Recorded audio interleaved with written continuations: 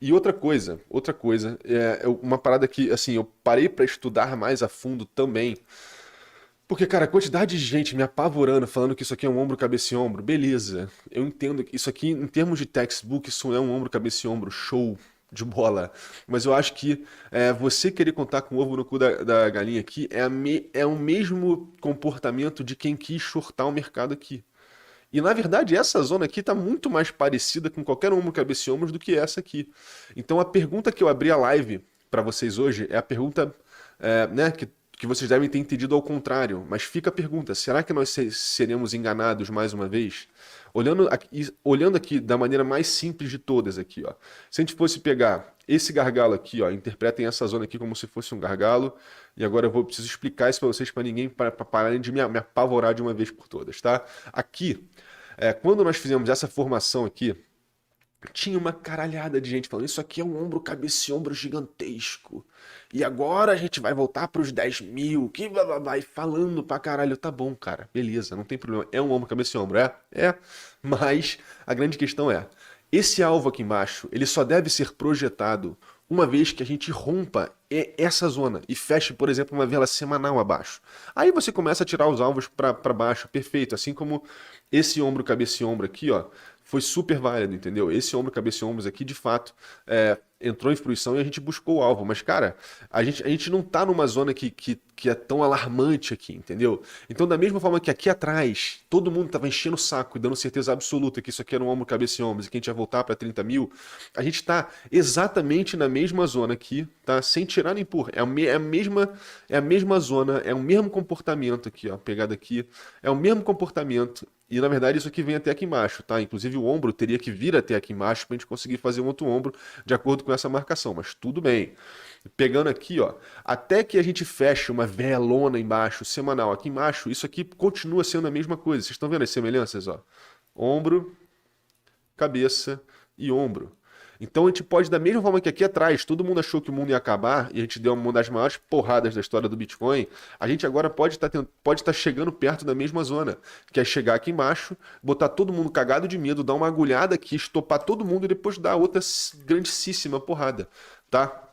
Só fica a questão: será que nós seremos enganados mais uma vez aqui novamente, tá? E outra coisa, galera, tá? E agora eu já vou aproveitar que eu já fiz esse questionamento para vocês. Eu vou voltar na BLX e eu vou explicar para vocês de uma vez por todas as linhas de tendências que regram esse mercado, porque eu não quero ninguém me apavorando com isso mais uma vez, tá? É muito importante que você entenda essas linhas de tendência, porque aí você não vai, entendeu? Você não vai tomar nenhuma decisão precipitada, você não vai ficar gritando para o mundo que agora é bear market e principalmente você não vai fazer feio na frente dos analistas que entendem, tá?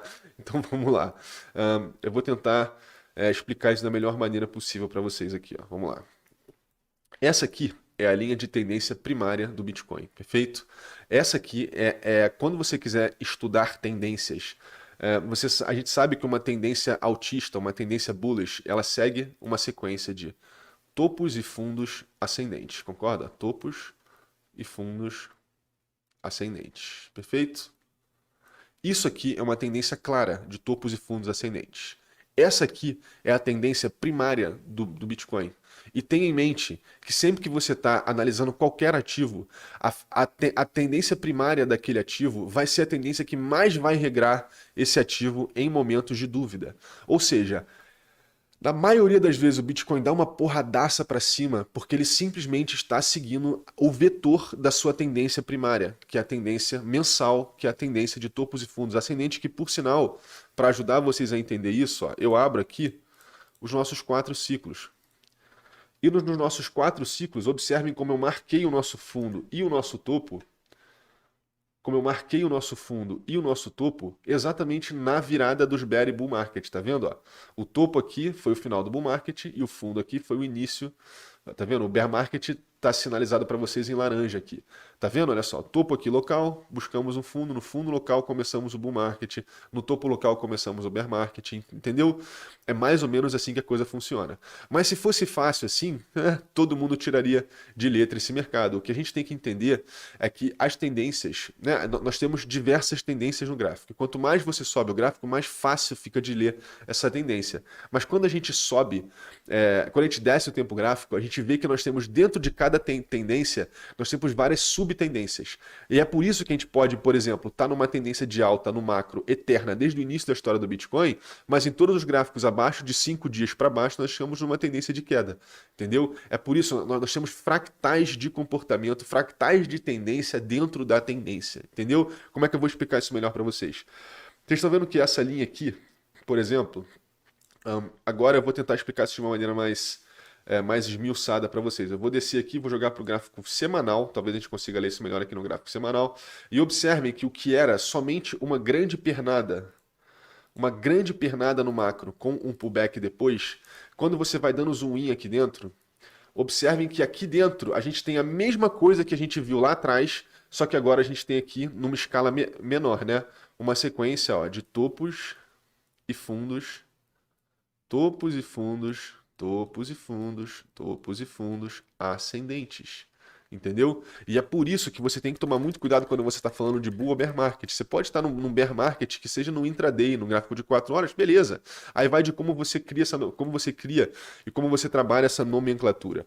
Mas agora, vocês estão entendendo que pra gente, e agora, né, por consequência, pra gente entrar num bear market insano, que seja um bear market que vai acabar, que assim, muito provavelmente vai ser um bear market que vai se esticar para novos fundos, a gente tem que fechar uma vela mensal abaixo dos 30 mil, galera.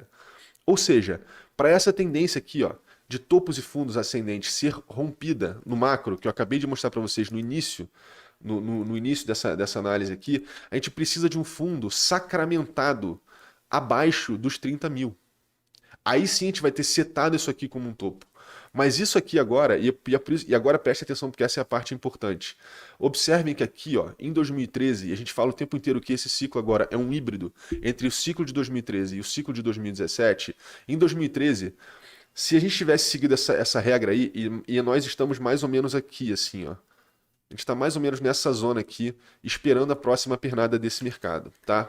Na nossa opinião aqui no canal, esse ciclo ainda não foi fechado, esse topo ainda não foi encontrado. Mas aqui atrás, depois dessa correção aqui, especialmente nesse topo aqui local, nesse período aqui, entendo que isso aqui é o gráfico semanal, galera. Então, isso aqui demorou, só essa zona aqui demorou uns 2 meses para acontecer. E tivemos correções significativas. Parece pouco na escala logarítmica, mas se a gente for pegar, meter uma régua aqui, isso aqui foi uma correção de 32%. Isso aqui do topo ao fundo foi uma correção de 75%. E aqui do nosso topo ao nosso fundo foi aonde? Do nosso topo ao nosso fundo foi uma correção de 50 e tantos por cento. Então, cara, a gente ainda não pode determinar essa zona aqui como sendo um topo, o final desse topo ascendente, no macro, porque a gente não sabe se essa zona aqui ainda vai ser rompida e vai ser setado o topo que fechará esse mercado. Vocês observem que nós temos, pelo menos aqui, ó, três pernadas primárias, ó. E observem que o início do nosso bear market, do nosso bull market aqui em 2013, ó, foi acompanhado de. A gente teve aqui, ó, uma pernada, um pullback, uma pernada, um pullback, uma pernadona, um pullback e outra pernada. A gente teve 4 pernadas. Aqui a gente deu uma pernada, um pullback, uma pernada, duas, três. Agora a gente está na quarta, sendo que essa quarta ainda não procurou o topo do seu RSI. Ou seja, a gente ainda tem tranquilamente A gente tem tranquilamente não, né? Mas a gente ainda tem o espaço para dar mais uma pernada. E baseado no tempo de extensão dos ciclos, nós agora acabamos de bater o tempo do último ciclo. Acabamos de bater, beleza? Aqui, ó. Na verdade, ainda falta 2 semanas aí pra gente de fato preencher o tempo do último ciclo inteiro. Só que tem um outro porém. Observem que os ciclos aumentam o seu tamanho em praticamente um terço, né? Na verdade, eles mais do que duplicam o seu período, né? No caso aqui, a gente mais do que duplicou, se a gente for comparar esse ciclo aqui com esse ciclo, por exemplo, olha só, olha o quanto a gente vem aumentando. Opa, perdão. E aliás, vamos ver se a gente consegue tirar uma medida bem rústica aqui, porém. Rapidinho. Acho que agora eu consigo. Tá, vou botar isso aqui. Vou botar isso aqui. Um segundinho.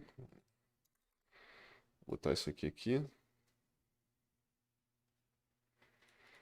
Tá. Deixa eu só fazer um negócio. Se a gente conseguir, de certa forma, traçar uma linha entre esses três aqui. Essa linha aqui também não está ajudando, né? Mas da maneira mais rústica que a gente pode, ó, pegando todos os finais das linhas aqui. O nosso ciclo, vamos supor, né, pegando um equidistante aqui, isso aqui eu estou fazendo de olho, tá? Estou fazendo na pressa só para a gente estipular um possível fim para esse ciclo, puxando só pela extensão de ciclos e fazendo da maneira mais porca que eu posso para não tomar 35 horas de vocês aqui. Mas se a gente for comparar agora os ciclos, na teoria, olha só onde esse ciclo estaria pensando em terminar. O fechamento desse ciclo estaria por volta de 9 de outubro de 2023. Para vocês terem ideia do tamanho de como esse ciclo pode terminar. E entenda que, vamos supor, tá? Isso é só suposição minha. Mas vamos supor que agora a gente entra num mercado mais bearish do mercado, os mercados tradicionais começam a precificar o tapering aí americano, a gente vê esse preço, ó, buscando aquela linha de tendência primária aqui embaixo, para só depois a gente conseguir fechar isso lá na frente. Tá? Eu não tenho dúvida que Bitcoin vai chegar nos 100 mil, mas quando ele vai chegar, que fica mais difícil da gente precisar.